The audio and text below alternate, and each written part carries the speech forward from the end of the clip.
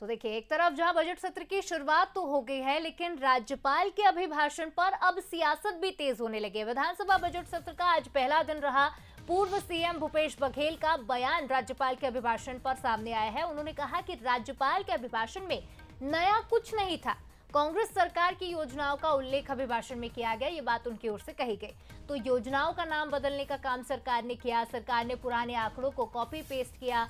राज्यपाल का अभिभाषण देने का मन नहीं था, ये तमाम बातें पूर्व सीएम की ओर से कही गई है। तो सरकार के पास नई सोच नहीं है, ये आरोप भी उन्होंने सरकार पर लगाए हैं। राज्यपाल के अभिभाषण को लेकर क्या कुछ कहा है भूपेश बघेल ने, पहले आपको सुनवाते हैं।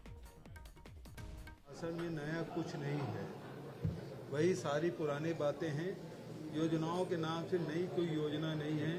जो योजना हमारी सरकार में संचालित थी, उन्हीं योजनाओं का उल्लेख इस राज्यपाल के अभिभाषण में भी देखने को मिला है। सरकार साल भर में कोई काम कर नहीं पाई है और केवल पुराने आंकड़े को ही कॉपी पेस्ट करके राज्यपाल महोदय से खांसते छींकते उससे अभिभाषण कराया गया।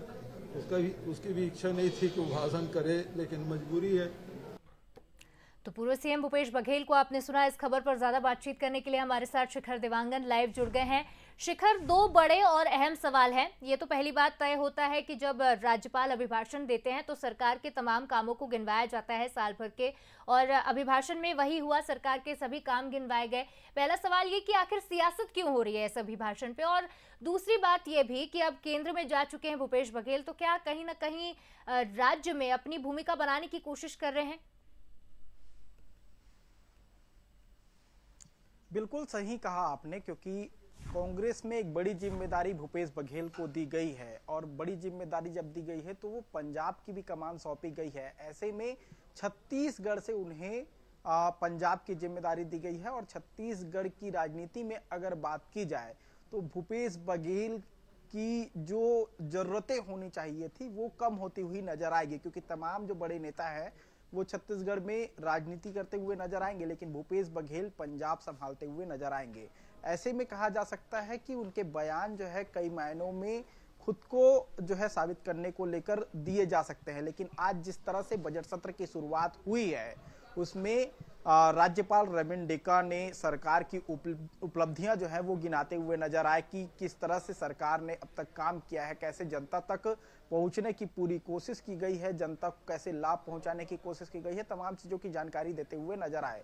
इसके अलावा अगर बात की जाए तो बस्तर, जहां नक्सलवाद के को लेकर लगातार सरकार पूरा फोकस कर रही है, उस पर भी अपने अभिभाषण में वो चर्चा करते हुए नजर आया। इस दौरान अपने अभिभाषण में वो इस बात का जिक्र करते हुए नजर आया कि किस तरह से बस्तर में नक्सलवाद के खात्मे को लेकर काम किया जा रहा है, किस तरह से जो कार्यक्रमों का संचालन किया जा रहा है उससे किस तरह से बस्तर नक्सलवाद की से मुक्ति की ओर आगे बढ़ते हुए नजर आएगा। हालांकि करीब 45 मिनट तक राज्यपाल रविंद्र डेका अभिभाषण देते हुए नजर आया, और उसके बाद इस पर विपक्ष जो है सवाल भी खड़े करते हुए नजर आई है। पूर्व मुख्यमंत्री भूपेश बघेल का बयान सामने आया, वो इस बात का जिक्र कर रहे हैं कि उनके भाषण में कुछ खास रहा नहीं।